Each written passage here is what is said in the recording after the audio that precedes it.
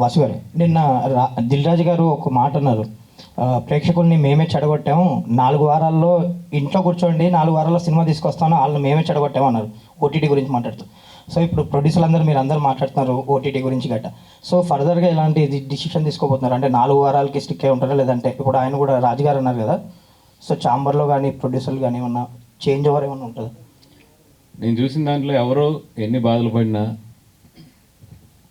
ఏం చేసినా ఒక యూనిటీ లేనిదే ఏది చేయలేం.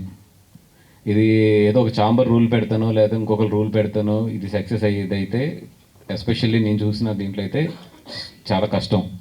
అది ఎగ్జిబిటర్స్ ప్రొడ్యూసర్స్ అందరూ కూర్చుని దాని ఒక హిందీలో ఎట్లాగైతే రూల్ వచ్చిందో ఇప్పుడు 8 వీక్స్ లోపు ఇస్తే కనుక మేము థియేటర్లు ఇవ్వము అని చెప్పి ఒక రూల్ వస్తేనే తప్పితే సక్సెస్ అవ్వలేదు. అట్లాగే ఏదైనా ఒక కంట్రోల్ చేయగలిగిన ఒక రూల్ వస్తే తప్పితే ఇక్కడ ఎదరికెళ్ళాం. వాసు గారు సినిమా చాలా బాగుందండి, చూసాం. కానీ నాకు అనిపించింది ఏంటంటే గీతా ఆర్ట్స్లో ఎప్పుడు క్లీన్ ఫ్యామిలీ ఎంటర్టైనర్స్ ఉంటాయి. ఈ సినిమా స్టార్టింగ్ లో కొద్దిగా లైన్ దాటిందా అనిపించింది, ఆటగాడి క్యారెక్టర్ ఇంట్రడ్యూస్ చేయడం వల్ల. దాని కన్క్లూజన్ ఇవ్వలేదు. అంటే ఆ ఆటగాడి క్యారెక్టర్ కి ఇన్స్పిరేషన్ ఏంటి అసలు ఆ క్యారెక్టర్ కి? మా ఆటగాడు పోటుగాడు డైరెక్టర్ గారే. ఇది నాకన్నా కూడా ఆయన అయితేనే బాగా చెప్తాను. అంటే మీ గీతా ఆర్ట్స్ లో అన్నప్పుడు లేదండి, అంటే అక్కడ కూడా ఒక లైన్ మీద ఆడాం, లైన్ దాటి అయితే ఆడలేదు అనుకుంటున్నా. బట్ ఏంటంటే అదొక ఊరు కామెడీ, ఒక ఊళ్ళో జరిగే క్యారెక్టర్లు ఎలా బిహేవ్ చేస్తాయి, లేదంటే అక్కడక్కడ ఉన్న తను లైఫ్లో ఇన్స్పైర్ అయిన కొన్ని సిచ్యువేషన్స్ నుంచి కానీ ఇట్ల నుంచి కానీ తను తీసుకుని రాసుకున్నాడు ఆ కథని. తనకి ఎక్కడో ఏదో ఇన్స్పిరేషన్ ఉంటుంటుంది ఇలాంటిది. ఇన్స్పిరేషన్ ఎక్కడి నుంచి వచ్చింది అసలు? ఇన్స్పిరేషన్ అంటే అదే ఎవరో ఒకరు అడుగుతారు కదండి, నన్ను అలాగ అడిగిన ఒకడెవడో అడిగాడు అక్కడ ఊర్లో. అది అంతేనండి.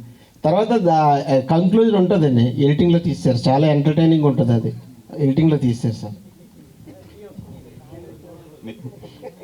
అదే ఆర్యా డి అని ఒకటి వస్తుంది, సారీ ఐడి అని ఒకటి వస్తుంది, అప్పుడు దాంట్లో ఇవన్నీ వస్తాయి మొత్తం. నితిన్ గారు సార్, సినిమా పార్ట్స్ బాగా ఉన్నాయి.